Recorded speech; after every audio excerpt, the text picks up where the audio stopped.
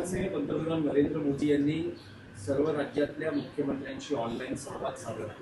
त्यात त्यांचं असं म्हणणं आहे की लॉकडाऊन असा काही प्रकार देशात राबवला जाणार नाहीये, अफवांवर विश्वास ठेवू नका, आणि सगळ्या राज्यातल्या मुख्यमंत्र्यांना आणि जनतेला त्यांनी आवाहन केलंय की या संकटाचा आपल्याला टीम इंडिया म्हणून मुकाबला करायचा. आता या टीम इंडियामध्ये नक्की कोण आहे? टीम इंडिया हा एक राष्ट्रीय विचार आहे आणि आपले पंतप्रधान राष्ट्रीय विचार कधी करतात का? मुळात त्यांच्या पक्षामधली टीम त्यांच्याकडे नाही आहे. हम दो हमारे दो ही त्यांची टीम. ऑल पार्टी मिटिंग म्हणजे सर्व पक्षीय बैठकीलाही जे पंतप्रधान उपस्थित राहिले नाहीत, ऑल पार्टी मिटिंग सर्व पक्षीय बैठक इतक्या गंभीर प्रश्नावर ते टीम इंडियाच्या गोष्टी करतात. संकट काळामध्ये जेव्हा देशावर संकट येतं तेव्हा मतभेद विसरून, राजकीय मतभेद विसरून सत्ताधारी आणि विरोधी पक्ष एकत्र येतात आणि यायलाच पाहिजे. आणि देशातल्या समस्त विरोधी पक्षांनी सरकारला आश्वस्त केलेलं आहे की या संकटामध्ये आम्ही सरकारबरोबर आहोत. पण सरकारनं टीम इंडिया वगैरे ढोंग करू नयेत. हे ढोंग आहे. अनेक राष्ट्रीय प्रश्नावर, संकटावर मोदींनी विरोधी पक्षाला कधी विश्वासात घेतलं नाही. खरं म्हणजे जी परिस्थिती निर्माण झालेली आहे जगात आणि त्याचा परिणाम जो देशावर होऊ घातला आहे त्याच्यावर संसदेत चर्चा होणं गरजेचं होतं आणि त्या चर्चेला प्रधानमंत्र्याने उत्तर देणं हे टीम इंडियाच्या नेत्याचं लक्षण होतं. पण दुर्दैवाने तसं झालं नाही. तरीही प्रधानमंत्री मोदी टीम इंडिया संदर्भात गंभीर असतील तर नक्कीच या संकट काळामध्ये देशातला विरोधी पक्ष त्यांच्या बाजूने आहे अशा प्रकारची भूमिका सर्वपक्षीय बैठकीमध्ये विरोधी पक्षाने घेतलेलीच आहे. राज्याचे ट्रम्प मुख्यमंत्री यांनी देखील मोदींचं कौतुक करत त्यांना काम पूर्ण करणारे नेते असं म्हटलं, त्याचं कौतुक केलेलं आहे.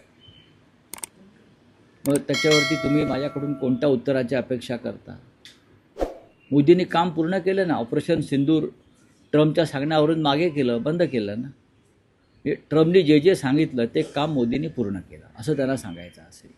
नाही, पण राऊसाहेब, राज्याचे मुख्यमंत्री देवेंद्र फडणवीस असं म्हणतायत की परिस्थिती सुरळीत आहे, पुरेसा इंधन आणि गॅस साठा आहे, आणि जे कोणी लॉकडाऊन संदर्भातली अफवा पसरवत आहेत त्यांच्यावर फौजदारी गुन्हा दाखल करा असे आदेश. नक्कीच केला पाहिजे. लोकांना दहशतीखाली, भीतीखाली ठेवून काही उपयोग नाही. आपल्याकडं जर पुरेसा इंधन साठा आणि गॅसचा साठा असेल आणि तसं आश्वासन, तसा विश्वास देशाच्या प्रधानमंत्र्यांनी दिला असेल तर आपण त्यांच्यावर विश्वास ठेवला पाहिजे. इराणनं त्या संदर्भात घेतलेली भूमिका ही भारतीय जनतेच्या संदर्भात अत्यंत महत्त्वाची आहे. भारतीय जनतेच्या भावना लक्षात घेऊन इराणनं होर्मुझ बंदरातून आपल्या गॅसचा साठा असलेल्या जहाजांना बाहेर पडण्यास परवानगी दिली. आपण पाहिलं असेल. त्याच्यामुळे भारत आणि इराण जे पूर्वपार आलेले संबंध आहेत त्याच्यामुळे भारतातला इंधन आणि गॅसचा साठा सध्या पुरेसा आहे असं चित्र दिसतं आहे. रावसाहेब, राज्यातलं भोंदूबाबा प्रकरण आहे. रुपाली चाकणकर यांच्या हे प्रकरण बरंच अंगलट आलेलं आहे. आधी राज्य महिला आयोग अध्यक्षपदाचा राजीनामा आणि आता काल प्रदेशाध्यक्षपदाचा राजीनामा. हा त्यांच्या पक्षाचा एक अंतर्गत विषय आहे. ज्या प्रकरणात त्यांचं नाव आलं ते प्रकरण अत्यंत गंभीर आहे, लाजिरवाण आहे, राज्याला कलंकित करणार आहे. पण एकट्या चाकणकरच आहेत का? नाही. त्याच्यामध्ये राज्यातले आणि देशातले अनेक महत्त्वाचे नेते खरं म्हणजे आहेत. अनेक नेते आहेत. स्वतः दीपक केसरकर म्हणतात मीच का 40 आमदार तिथे जात होते. हे कोण सांगतंय? सत्ताधारी पक्षाचे एक आमदार सांगतो की मलाच टार्गेट करू नका. तिथे 40 आमदार त्या खरात बाबाच्या पायाचं तीर्थ प्यायला जात होते. आता हे 40 आमदार कोण? हे देवेंद्र फडणवीस यांनी जाहीर केलं पाहिजे. तिथे जाणारे मंत्री कोण हे त्यांनी जाहीर केलं पाहिजे. खरात बाबासाठी विशेष विमानांची सोय करणारे सरकारमधले कोण लोक होते हे तुम्ही जाहीर केलं पाहिजे. आणि खरात बाबा दिल्लीत जाऊन काय करत होते, कोणाला भेटत होते, हे सुद्धा पोलीस तपासामध्ये जर निष्पन्न झालं असेल तर ते समोर यायला पाहिजे. नाही, पण रावसाहेब, जे व्हिडिओ समोर येत आहेत त्यातला एक आणखी व्हिडिओ समोर आलेला आहे की अशोक खरात हा मंत्रालयात सुद्धा त्याचा वावर होता, असाही व्हिडिओ समोर आलेला आहे. त्याचा वावर कुठे नव्हता, त्याचा वावर सर्वत्र होता. बहुतेक तो पंचमहाभूतापैकी एक असावा अशा पद्धतीनं त्याचा वावर होता. अशा जणू काही त्याला सरकारनं राजमान्यता दिली होती. लोकमान्यता होती का मला माहीत नाही, पण त्याला राजमान्यता दिली होती. आणि राजमान्यता देणारे लोक आजही फडणवीसांच्या मंत्रिमंडळामध्ये आहेत. फडणवीसांनी त्याच्यावर बोलावं. रावसाहेब, मंगल प्रभात लोढा यांनी जैन समुदायासाठी विशेष सोय केली आहे. सिलेंडरसाठी पत्र द्या असं त्यांनी पत्र जैन समुदायांना द्यायला सुरुवात केली आहे. ठीक आहे, एक लक्षात घ्या, प्रत्येक गोष्टीवरती उत्तर दिलं पाहिजे असं नाही. खरं म्हणजे राज्याच्या मुख्यमंत्र्यांनी जर जैन समुदायाच्या मंदिरांसाठी राज्याचे एक मंत्री विशेष व्यवस्था करत असतील तर त्याच्यावरती टीका करावं आणि त्याला विरोध करावा असं माझं मत नाही, किंवा आमचं पक्षाचं मत नाही.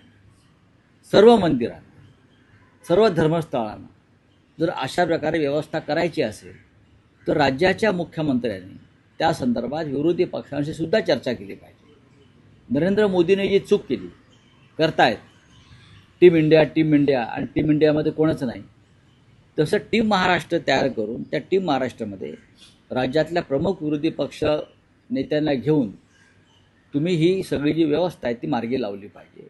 कारण राज्यावर सुद्धा संकट आहे आणि त्यासाठी आधी देवेंद्र फडणवीस यांनी विरोधी पक्ष नेत्याची नियुक्ती केली पाहिजे. ती करताय का?